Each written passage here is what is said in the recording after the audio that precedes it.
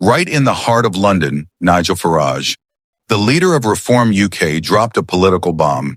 He claimed there is a disturbing link between the dramatic rise in reported rape cases and the completely irresponsible immigration and asylum policies, first implemented by Labour and then continued by the Conservatives. The media erupted with outrage, but Farage didn't back down. He said, "We want the right kind of people from different countries coming into Britain, not the wrong kind." This was reported by PA Media, the press association based in the United Kingdom. Pause for a second and let me ask you this. Do you agree with Farage that uncontrolled immigration could be tied to rising crime rates? Or do you think that's just political fear-mongering? Comment your thoughts down below, and don't forget to hit like if you want more of this kind of content. Let's keep going. Farage continued saying that the right to live or stay in the UK is not automatic. It's a privilege that should depend not just on economic value, but on the ability of people to integrate and not isolate themselves into closed communities.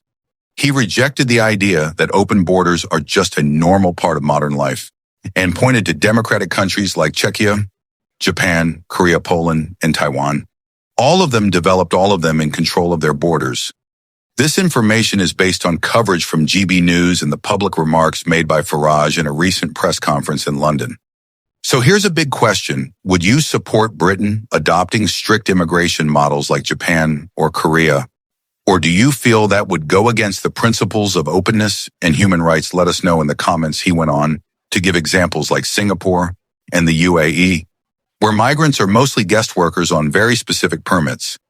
He said in Singapore, permanent residency is granted on an extremely selective basis, unlike in the UK, where passports are handed out like confetti. This statement is supported by official Singapore government data and reporting by the Straits Times. A major news outlet in Singapore, Farage, argued that Britain should adopt a time-limited work permit model to meet labor demands while ensuring only qualified individuals enter the country under specific rules and timeframes. And when it comes to illegal immigration, he said, forget about it. Japan and Singapore would never tolerate such nonsense. He claimed lawless streets and open borders are not destiny.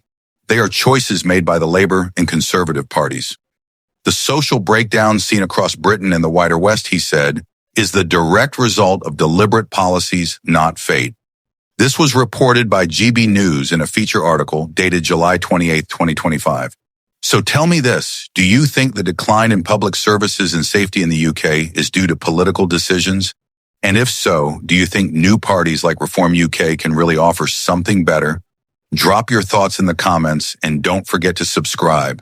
If you haven't already, Farage ended his fiery speech by saying, "The government has taken your taxes and laughed in your face." He asked, where is the return on investment? Are the streets safe? Are the borders secure? Do ambulances arrive on time? Are the vulnerable protected? Do we have high-speed rail? He declared that, like it or not, he is the only political leader addressing these issues seriously and said, Labour wants a wealth tax, but for what to waste more money? We've already done that. He said the UK needs to get serious about its problems, and he seems to be the only one even remotely willing to face them. This last part comes from a direct interview aired on GB News on July 27, 2025, and political commentary published by the Daily Express on the same day. Now let me ask you, as we wrap up, is Nigel Farage really the only one speaking for the people? Or is he just capitalizing on frustration and fear? Can Britain actually change if it follows his lead? Tell us what you think in the comments, share this video with someone who needs to hear it, and subscribe to England Now 7 for more honest conversations and real updates straight from the UK.